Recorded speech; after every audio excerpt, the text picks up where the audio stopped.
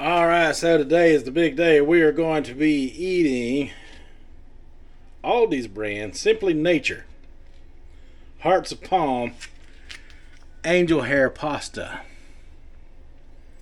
Now,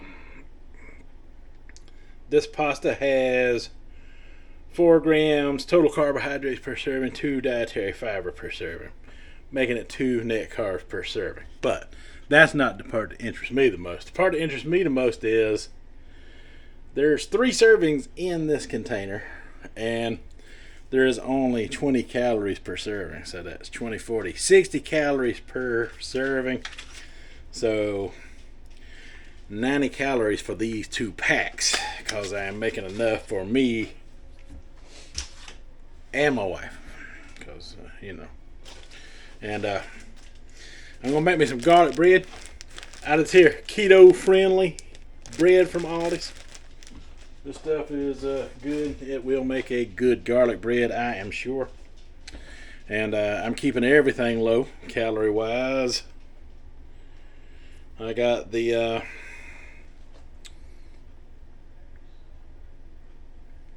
crushed tomatoes. 3 grams net carb per serving. 20 calories per serving as well. So, there you go. I ain't too worried about it, because it's also low in calorie. High in vitamin C. You don't want to take a chance of getting any of that scurvy, right? No scurvy for me.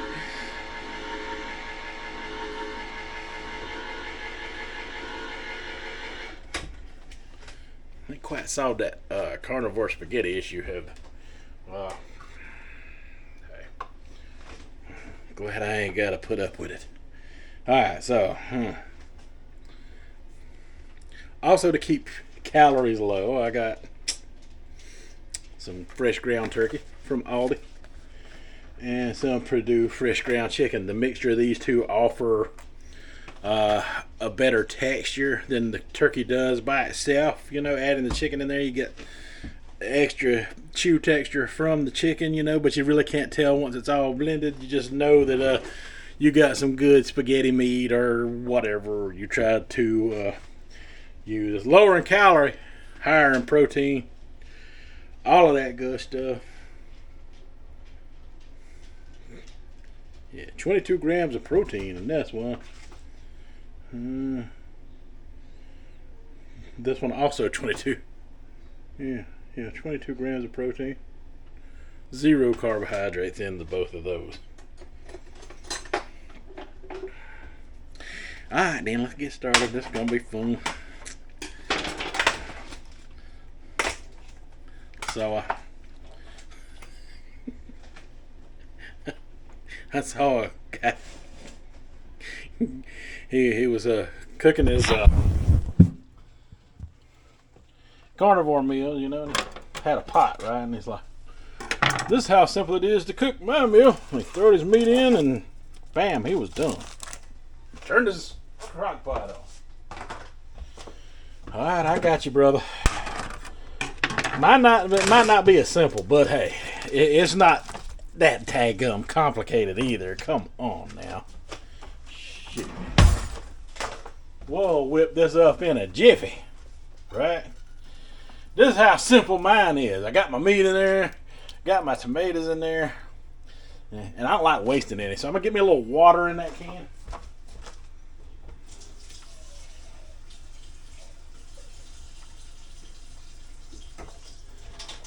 I got one of the can openers that cut my lids from the side, so I'm just gonna get all the tomato goodness out of there I can, That water cooked down a little bit anyway. And then, put me a little extra garlic in there for the garlic. Garliciness, garlic powder. I got the fennel, but I don't think I'll use the fennel today.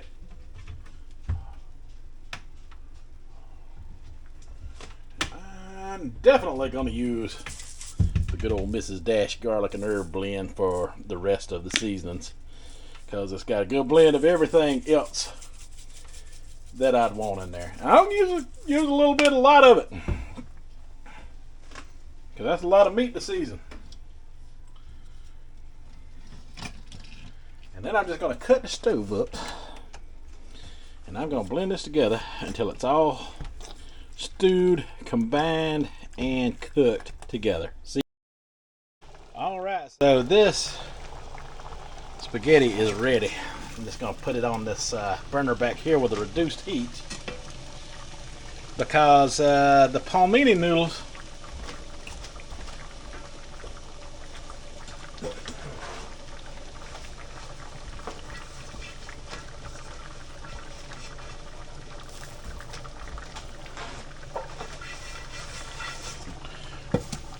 it says they're best if you cook the moisture off of them a little bit. I ate them before, and this is more of a vegetable than anything else.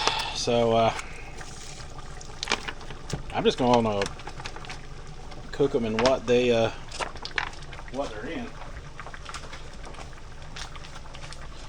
So they kind of have the texture of something like spaghetti squash. If you ever had spaghetti squash, they sort of have that texture. I like the fact that they're angel hair, and I like the fact that they're low carb. And yeah, that moisture just needs to be cooked off of there. I can tell. Yeah, that's 3 servings worth there, and man, it holds up better than shirataki. Now they say this stuff goes bad pretty quick, so in order to preserve it in those packs, it is in like a pickling type of process. So my goal is to try to cook some of that out, and flavor them up a little bit here. So I'm just going to add some more of my seasonings here that I'm using in the spaghetti itself. Maybe cut down on a little bit of that. A little bit more garlic there. Let's see, what else can I use? Maybe a little bit of this butter flavor spray. I don't know, what the heck.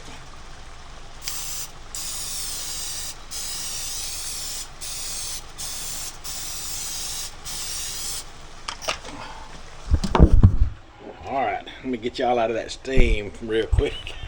I'm going to reduce that heat because I don't need to boil that darn hard. Well, I don't know, maybe they do. Maybe they do. I got to master these noodles. They're not too expensive. $3 something a pack.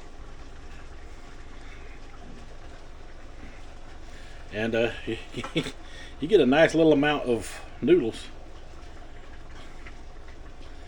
Three serving size is nothing to shake a stick at. So just going to boil the water off of, or cook the water off of these, and try to transform that a little bit. I mean they're ready to eat right out of the package.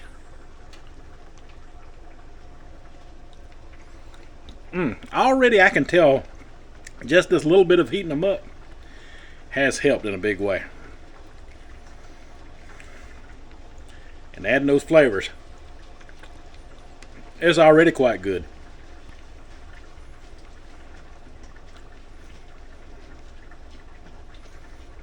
Yeah, I'm still going to cook it until that water comes off of there. Alright.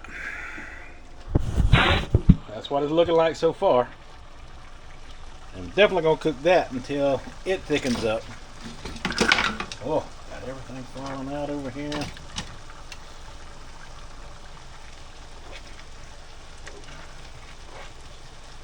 Yeah, so we're just going to have like a good meat marinara sauce there. That's gonna be good. Let me cut the stove fan on. All the steam, and I want the moisture to go to the outside of the house. Make all the animals out there jealous and hungry. That way the steam don't build up on the bottom of the stove and fall back into my pots as well. Can't have that. Can't have that. That would suck. But anyway, yeah, I'll just cook on these till the water evaporates out and then call it a day, because they're already good.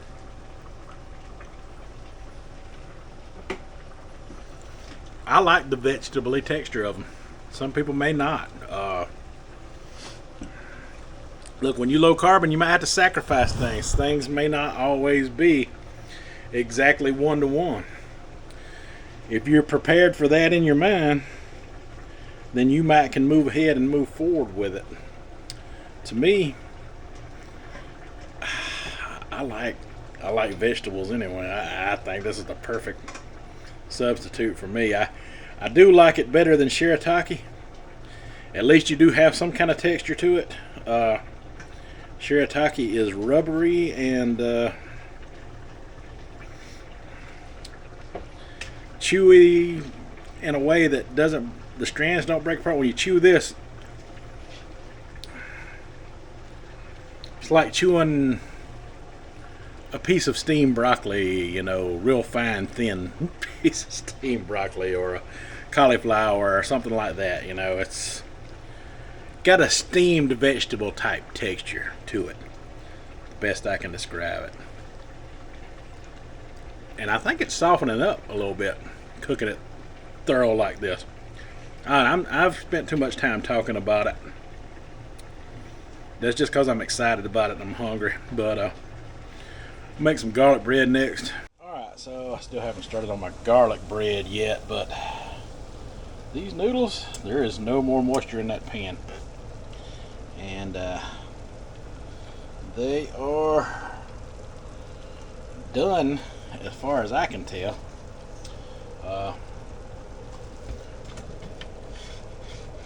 Just gotta get me a spoon here to make sure I get it all out. These things are precious, valuable. And I'm just gonna make us a little bit of baked spaghetti here in this pan. Try to distribute it evenly across the bottom.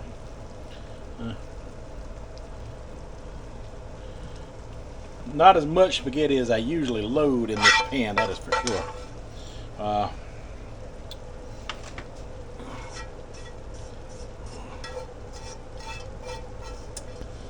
Alright, so there's my cooked noodles. I mean,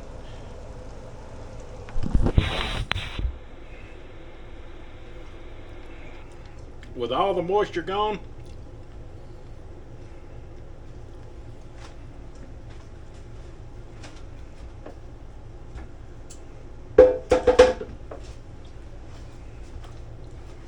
I can still taste a little bit of the pickling process, but not much.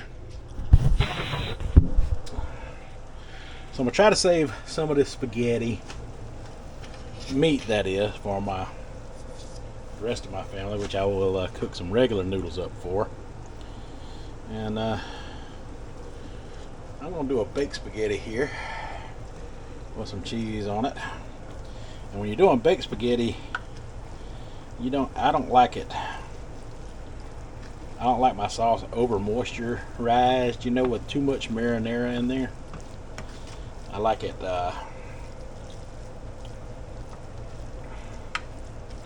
not quite so thick in the sauce. This is about what I like right here.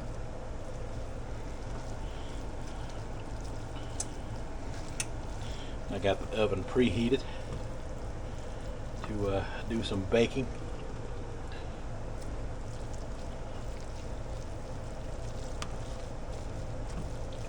Trying to mix the meat mixture and the noodles together real good. That'll actually help fill this pan up a little bit better. Oh yeah. Last time I did not cook out the moisture of these things enough. And I guess technically I should have rinsed these first. Because some of that pickling flavor did cook in there. It's not real strong. But I'm hoping if I put enough meat mixture in here, no one's gonna know. You're not gonna be able to tell. That is the plan anyway.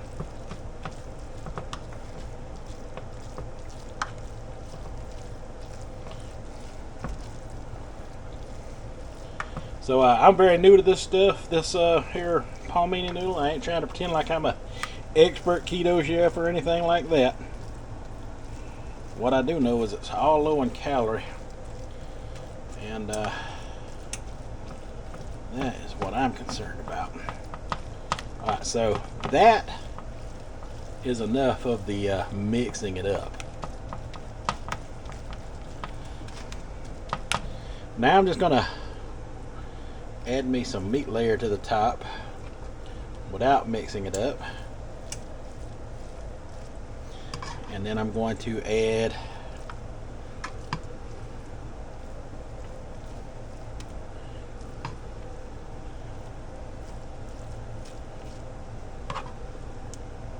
my cheese to the top of it, and I'm going to bake it. And this meat mixture at the top will help, plus the cheese will help it from drying out. Plus it'll taste good. It'll taste real good.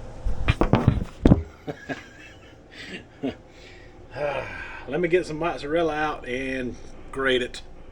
Alright, so just got done grating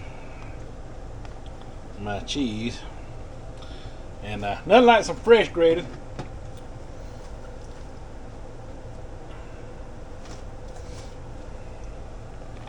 I'm just going to sprinkle that on the top.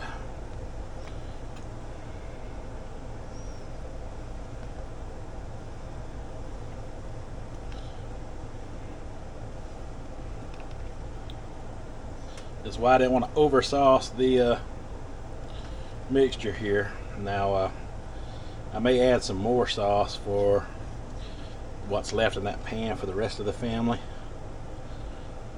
because they like it a little saucier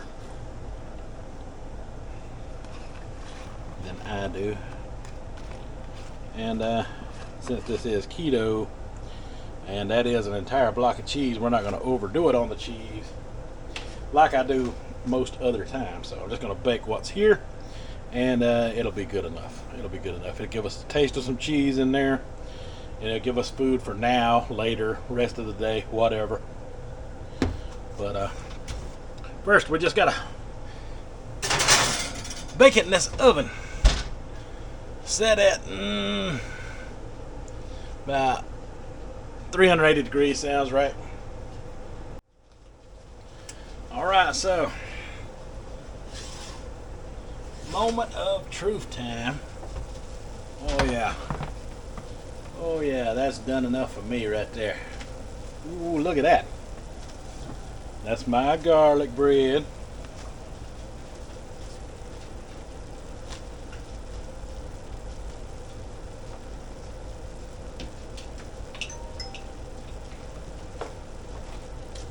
Alright, so now I found what I've done with my spoon. There we go. I'll use the spoon that's in here. This is the plate I shredded the cheese on. I'm going to use that too. So I'm just going to get me a scoop of this here.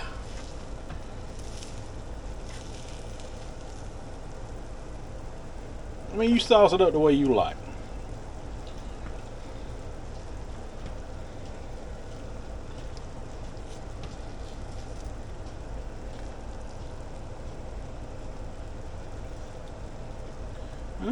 Got me a little extra meat sauce here in case I want a little extra in there. There we go, like that.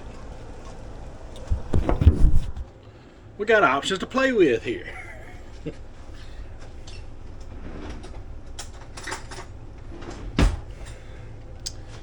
Yeah, last time the plate was really runny and watery. This time it's not. It is really hot. Try to mix that cheese up in there a little bit.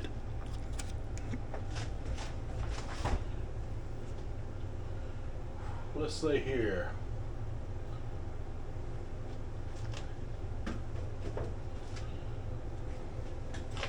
Another 0 carb item. Depending on how dirty your keto is, I suppose. I'm pretty sure somebody out there found something wrong with it that I ain't finding. I ain't looking. I ain't even looking. Ooh, look at all that stringy cheese.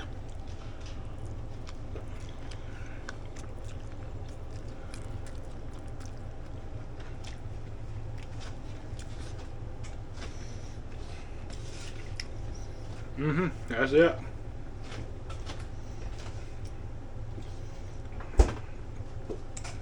That's it right there.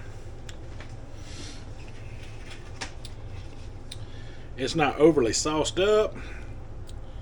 The noodles are not soggy like before.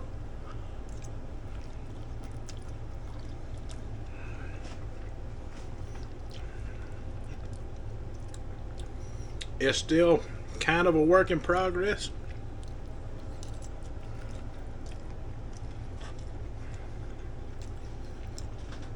I know I said that I was doing pizza week, so here we go. I'll make me a little spaghetti pizza out of the garlic bread that I made. This is the way I do. Got me 2 pieces of garlic bread here. Make sure I get some of that cheese on there like that.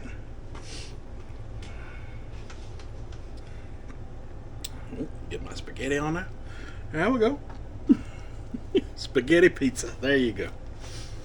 Now it's official. It's officially pizza week.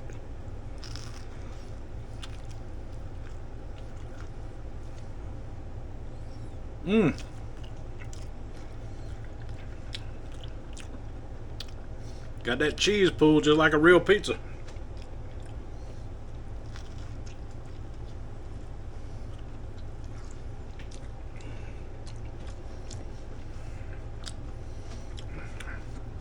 Or we can fold it up and make us a spaghetti taco.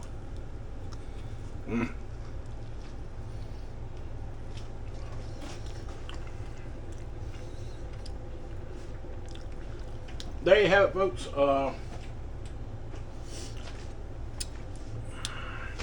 I done throw the packages away. But those hearts of palm you get at Aldi's, the angel hair version, yeah, they're banging. I really enjoy those. I think that's something I'm going to play around with and experiment more often. This is a little bit of a drier spaghetti. I did that on purpose to solve some of the moisture in it from before, but I think I want it a little more saucy than this next time.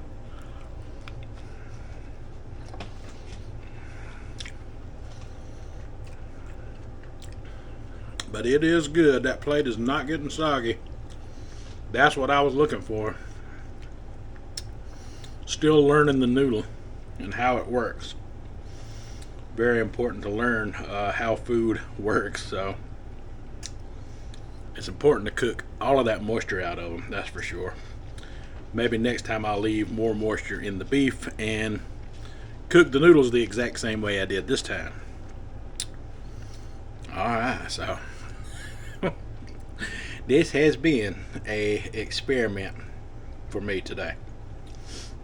This is not my usual baked spaghetti. This is different. I tried to on purpose make it on the drier side because I didn't know how much moisture I could actually get out of the hearts of palm. Hey, you can actually get out a lot of moisture from there. I'm sweating. Whew. Hot in the kitchen. Alright folks, that's all I got for this video. So until the next one, you folks have a good one.